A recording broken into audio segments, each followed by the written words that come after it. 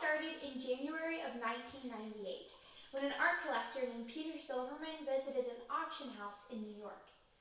One of the items for sale was a chalk drawing labeled to be from Germany in the 19th century, called Bella Principessa. But as Silverman studied the drawing, he became more and more convinced that a portrait of such evident artistic skill and unusual style could only have been created during the Renaissance. Either that, or it was a complete fake. He didn't expect the drawing to sell for much, so he placed a safe bid of $16,000, but it sold for $20,000. Silverman knew he'd lost his chance. There was no way he was going to see the drawing again. Fast forward to 2007, and Silverman is on another routine trip to New York, visiting a different art sale. But what he finds in the gallery nearly knocks his socks off. It's the same drawing he lost the bid on 9 years ago. But this time, he wasn't taking any chances. Silverman bought it on the spot for $20,000 and walked out of the gallery to begin a journey to discover the true history of the drawing.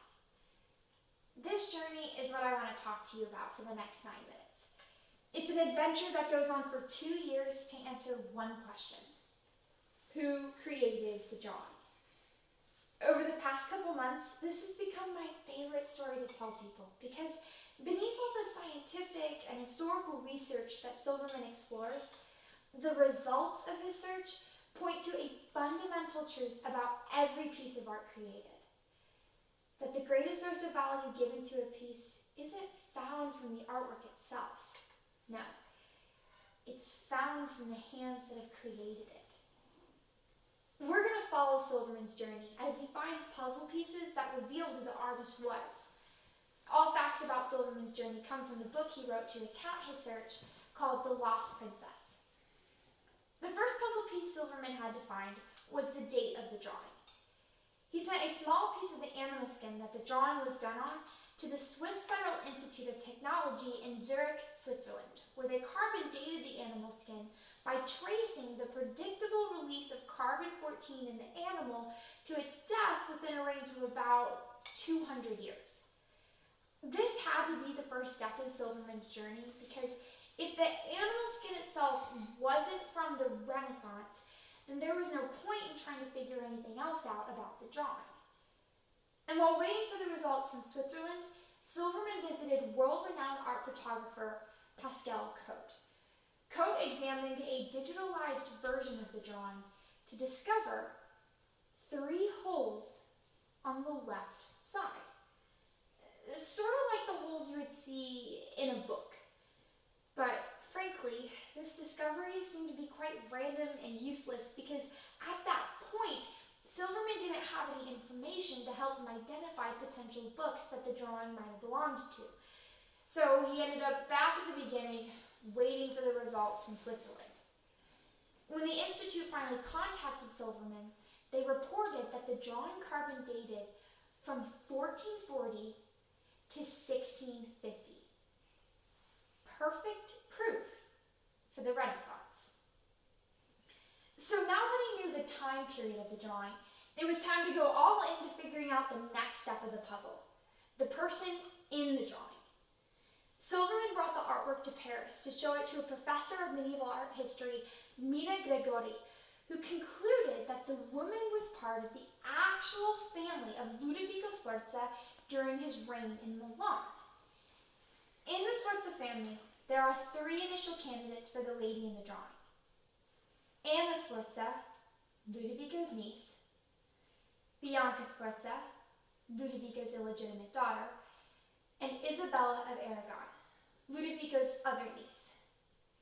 However, of these 3 women, Isabella can be immediately eliminated because we already have a historic portrait of her, and she doesn't look anything like the lady in the drawing. Of the 2 remaining candidates, Anna can also be eliminated because the woman in the drawing looks much younger than what Anna's age would have been when the drawing was done.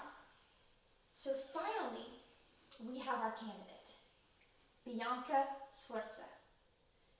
Now, if we assume that Gregori's theory is correct, then it would only be appropriate for a portrait of a lady from the Sforza court to be drawn by the commissioned artist of the Sforza court, who was none other than Leonardo da Vinci.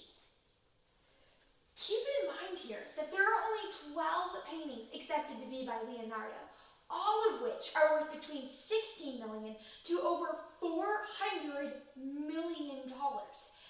It is also very rare for a drawing by a master of the Renaissance to randomly appear. So, when the announcement of Bella Principessa's attribution was made to the world, thousands of questions were asked, and ultimately, they remained unanswered. Well, at least until Silverman got the most unexpected call of his lifetime. Dr. Edward Wright, a professor of art history from Florida, had spectated the news about Bella Principessa's attribution to Leonardo da Vinci until he read that the drawing had 3 holes on the left side.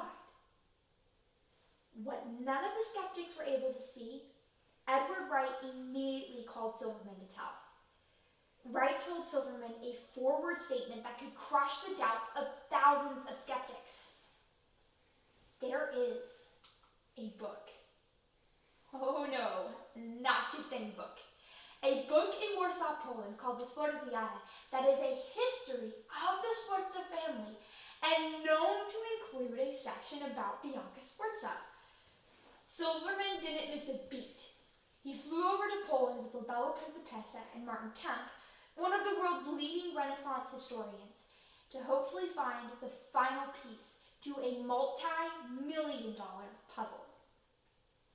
When they arrived at the library, Martin began a 2-stage test to compare the drawing with the book. The first test was, do the holes of the drawing match with the holes of the book? Now, as you already know, the drawing has 3 holes on the left side. But, unfortunately, the same cannot be said of the book since it has 5 holes. Bummer. But, the Polish archivists mentioned that the book was rebound for preservation purposes and that the original 3 holes matched with the holes of the drawing. And what makes this even more interesting is that the original 3 holes were not evenly spaced. So the fact that the drawing not only matches the holes, but it matches the uneven spacing of the holes is very incredible. The second test was, does the book have a missing page? Martin scanned the binding not only to find a missing page, but also that the location of the missing page was exactly where you'd expect to find a drawing of Bianca Sforza. At the front of the book, to grab the attention of the reader. After their trip to Poland, the media silenced all criticism about Bella Principessa's attribution to Leonardo da Vinci because the Sforza was undeniable confirmation about Mina Gregori's theory regarding Bianca Sforza. Silverman originally bought the drawing for $20,000, but the most recently disclosed value of the drawing has marked it up to $100 million. Wow. See, before Silverman knew who the artist was, there was nothing special or important about the drawing. But once Silverman discovered the artist, nothing about the drawing changed. It was the person behind the drawing, behind the creation that changed. In the same way, if we as human beings don't know who our artist is, then we're nothing special and can just as easily be sold for $20,000. But the second we know who our artist is, the artist behind the picture, then our value becomes priceless. If you stand in front of the mirror each day wishing for a different reflection, or if you find your self-worth in your net worth, remember, your greatest source of value doesn't come from you or what people say about you. It comes from the hands that have created you. You have been